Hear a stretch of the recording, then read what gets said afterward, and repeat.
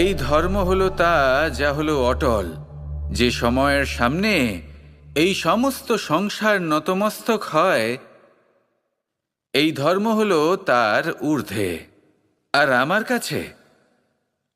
আমার কাছে তো ধর্মের অর্থ শুধুমাত্র একটাই, প্রেম।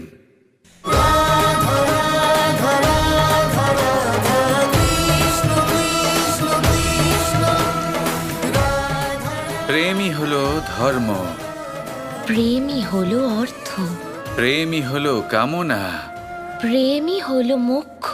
এই প্রেম হলো সৎ, এ হলো সনাতন। এই প্রেম নশ্বর নয়, আর সেই জন্যই যখনই এই প্রেম বিলুপ্ত হবে আমরা আসব।